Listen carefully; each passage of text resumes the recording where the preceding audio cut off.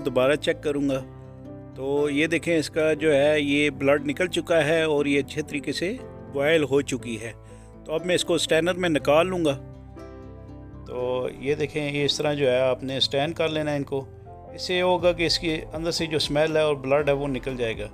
तो इसके बाद में इन तमाम पोटा कलेजी और को जो है ये छोटे छोटे पीस में काट लूँगा।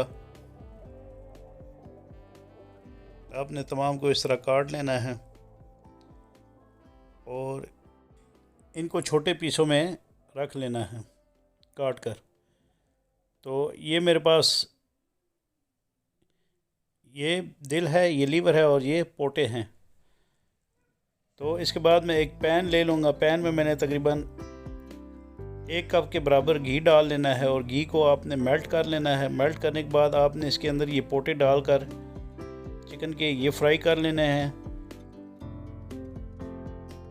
फ्राई करने के बाद आपने इसके अंदर जो है ये लहसुन जो है ये 1 खाने की चम्मच के बराबर डाल देना है और इसको 2-3 मिनट तक सोते कर लेना है कवर करके। तो इसका एक कवर उतार कर मैं इसके अंदर अब जो है मज़ीद मीट ऐड करूँगा। ये चिकन के हार्ट थे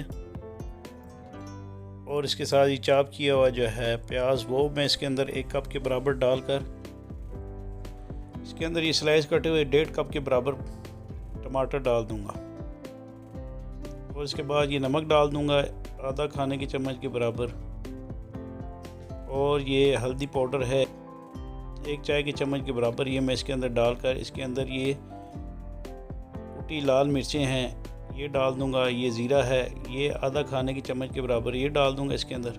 ये तमाम अज़ार डालने के बाद मैं इस पोटा कलेजी को अच्छे तरीके से फ्राई कर लूँगा।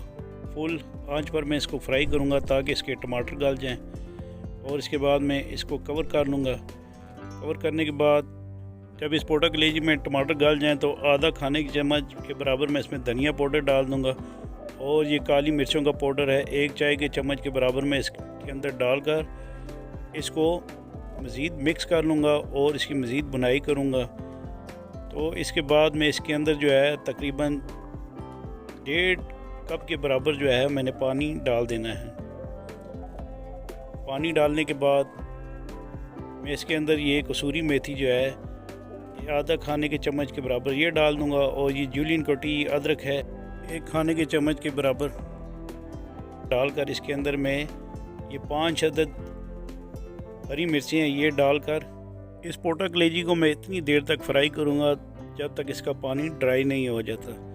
तो ये कवर कर लिया है मैंने इसके और ये ड्राई हो चुका है। इसके अंदर मैंने फ्रेश धनिया 1/4 कप के बराबर और गरम मसाला डाल दिया था। तो ये हमारे पोटा कलेजी तैयार हो चुके हैं।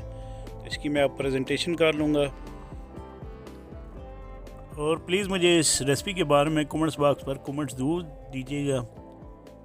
तो मुझे उम्मीद है कि इंशाल्लाह आप ज़रूर कमेंट्स देंगे। इसके साथ ही मैं आपसे इजाज़त चाहता हूँ। अल्लाह ताला आप सबका हामी नासिर, जज़ाकुमुल्लाह खैर।